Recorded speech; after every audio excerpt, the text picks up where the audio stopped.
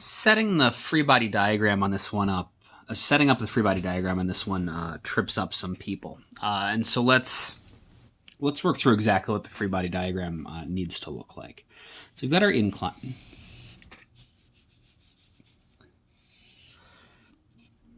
And our truck is driving up it.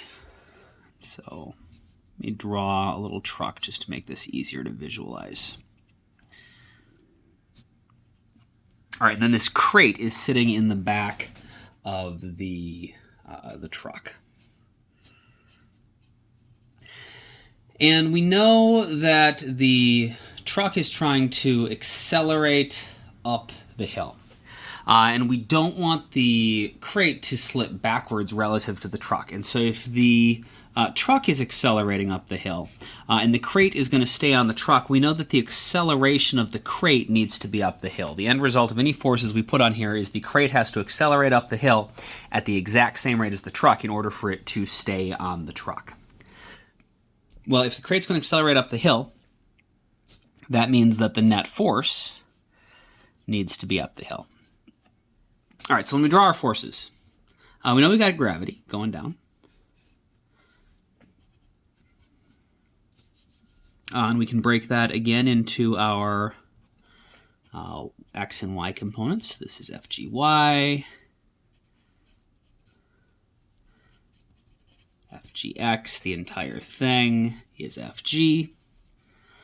Our angle right here is still our theta.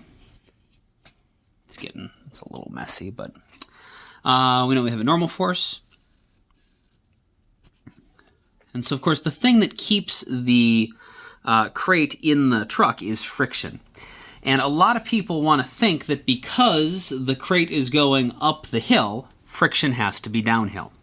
However, the crate is not sliding along the surface up the hill, and so friction isn't going to be pushing downhill to like stop it from sliding up.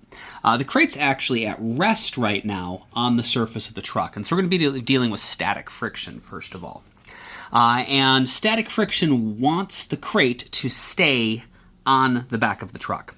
And since the truck is accelerating that way, the only way the crate is going to stay on the truck is if friction pushes the crate up the hill to keep it on the bed of the truck, because that's what static friction wants it to do. It wants the crate to stay at rest relative to the back of the truck.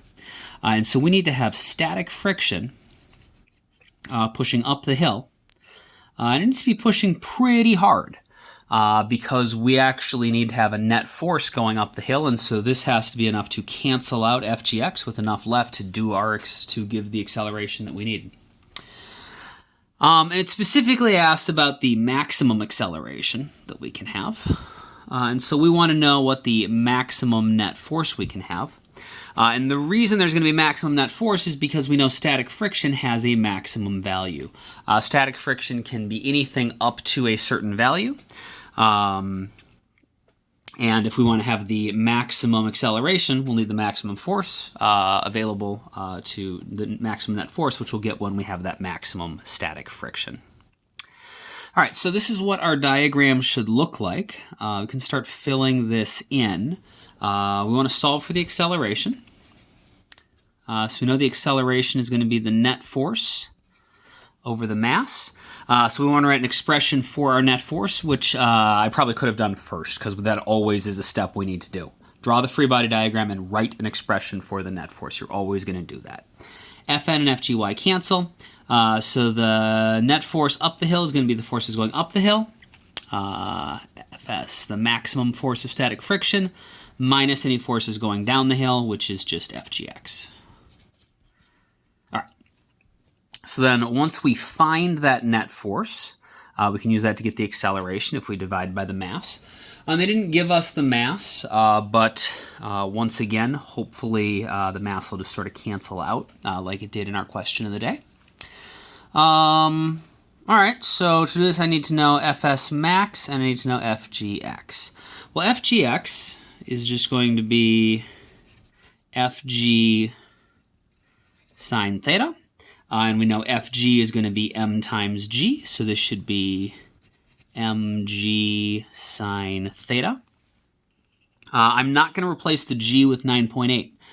You'll notice the problem says to leave it in terms of g, and generally that is good form unless you actually have to get a number at the end because you have numbers for everything else. You should leave g as g because that way the equation remains true on any planet. If you plug 9.8 in, it only works on Earth specifically. So I got FGX, good. I need FS max. So the maximum force of static friction, we know that's equal to our coefficient of static friction times our normal force. We are allowed to write our expression in terms of mu. Mu is one of the things we're allowed to use, so that's fine. We can use g, we can use theta. We're going to have to get that m to cancel out, which we need to cancel out anyways. Fn is a problem, though. That's not something we're allowed to use. So I got to figure out what Fn is.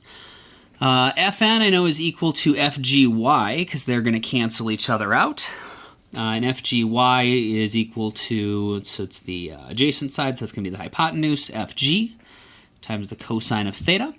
So that's going to be mg cosine theta. All right, so that means that we know our net force. I'm out of space here. So our